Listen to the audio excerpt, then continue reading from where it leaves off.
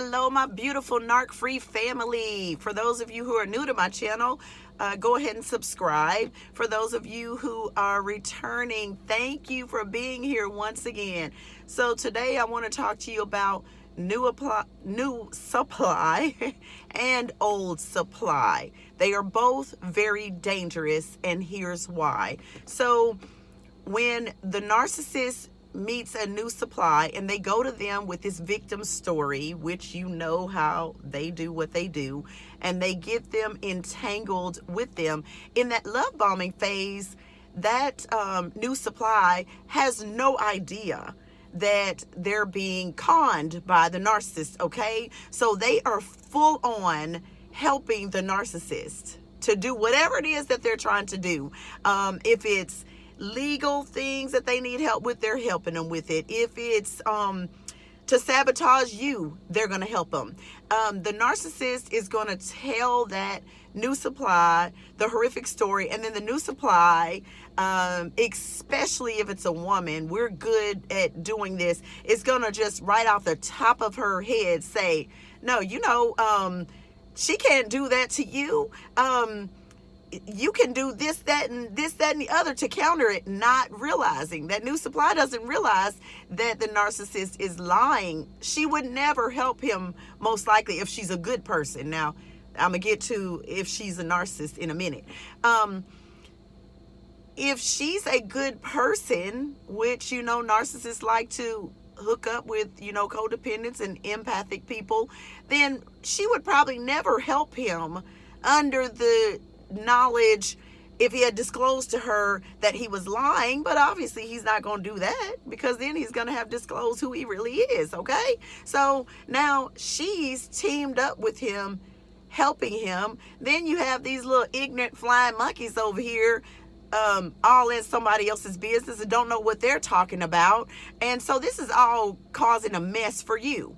Either way, whether it's the new supply or it's old supply, they can cause you problems. And these are the things that you need to look out for, all right?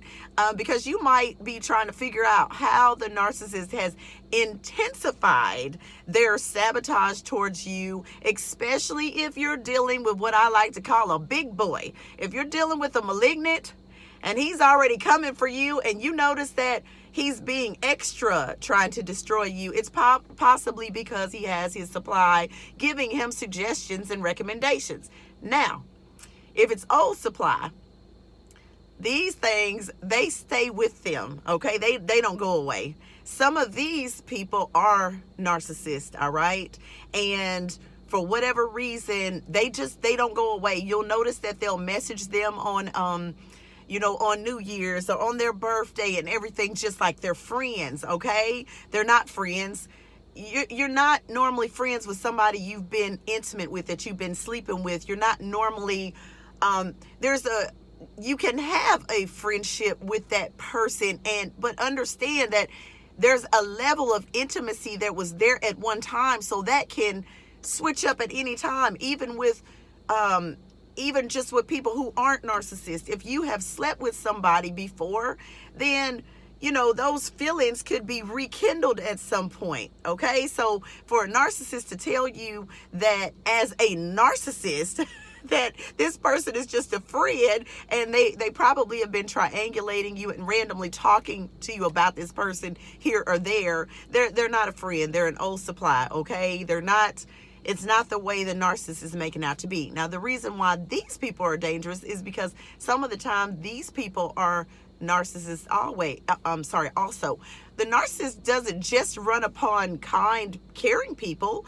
The narcissist, in their exploitation of people, also runs into other narcissists, and they start to clash, but they know, they're familiar with who they are and what they are. So they just kind of stay in the loop with each other and stay in the dysfunction with each other. Now, I'm going to tell you something. This actually happened to me. This is why the old supply is dangerous, okay?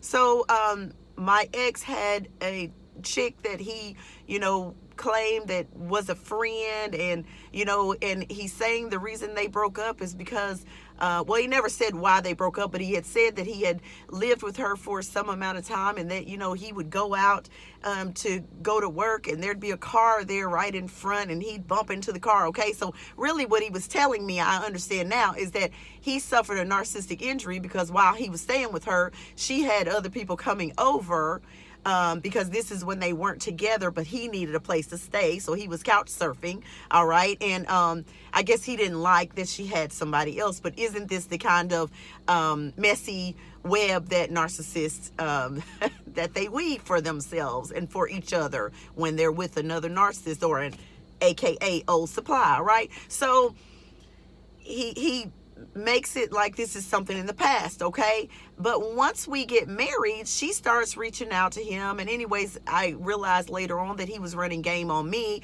He had told me previously that you cannot delete text messages from a iPhone. So my little naive self, she's sending him messages, and he makes me believe that, because he's already prior to this told me you can't delete messages, he has me believing that basically she's just messaging him, but he's not messaging her back, okay? Because it looks like she's talking to somebody, because she's saying, oh, you got a new car, oh, you got a new house, oh, congrats, and it's at New Year, okay? So she's wishing him a happy New Year, okay? But he's deleted all his messages. He was probably the one who originally reached out to her. And he needed some attention and some drama. And we had just got married, so I didn't know what I had got my little naive self into, okay? So it was some crazy making. And this was the very first time something had happened. So now with my understanding, let's fast forward, all right? When I messaged her back and told her, thank you for checking on him, babe, checking on my husband, but he's married now, so this won't be happening anymore. She conveniently and kindly texted me back and told me that I was irrelevant, and then she was going to keep on messaging him. She couldn't have said nothing no more truer, true to form than I have ever heard in my life. So he wanted me and her going back and forth, tussling over him, and I didn't know what was going on, all right? Well, when we went through the divorce process, oh, wait, let me back up. So when I said this to her, I told her also, I said, if you continue messaging him, I'm going to block you from everywhere.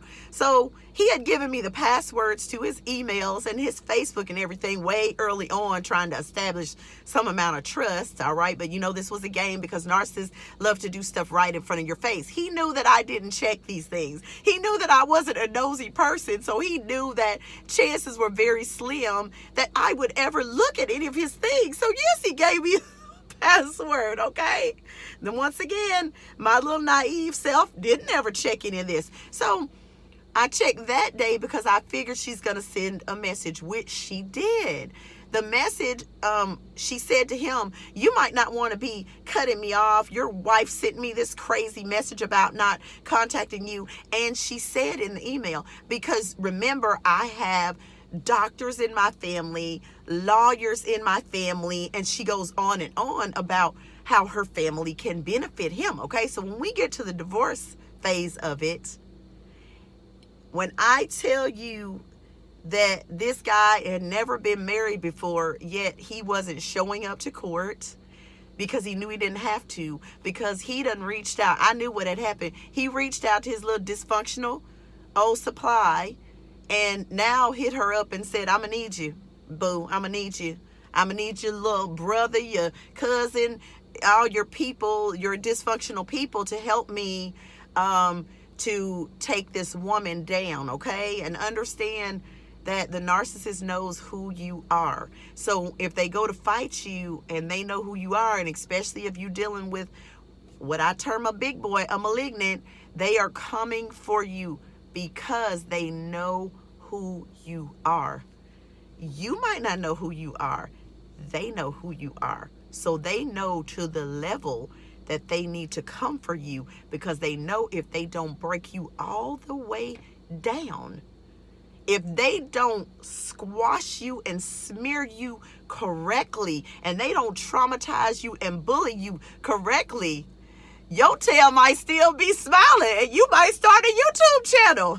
And you might live, and you might not commit suicide. You might keep going. So they try to ensure that they take you out, and they will use their old supply to take you out, because they do have sense enough to know what all the strengths are of the people that they have in their little dysfunctional network, okay? And they do know when to call on them so that they can rise up in unison, all right? So know that both new supply and old supply are dangerous people, and a lot of them are just as toxic as the narcissist. Some of them are naive and don't know anything, but some of them are not. Don't be scared. I'm gonna tell you this right now. Don't ever be afraid of anything. The narcissist is very small, all right? I'm going to leave a video at the end of this one that talks about the narcissist illusion, and so you can see the reality, and I recommend you listening to that also. Don't ever be afraid. Don't ever get in fear, but do know the information I'm giving you is so you can prepare. All right, so you know how to get grounded and how to prepare, so you can know how to strategize, so you can know how to defeat the enemy ahead of you. Know that they have people on their team, and they are enlisting help, especially if they are a malignant. They are going to enlist all the help they can get. Okay, I hope this has been helpful. If it has, show me some love by subscribing if you have not already. Giving this video a thumbs up. Share it with people who it may help. And I love y'all. Bye bye, my beautiful narc free family. Mwah.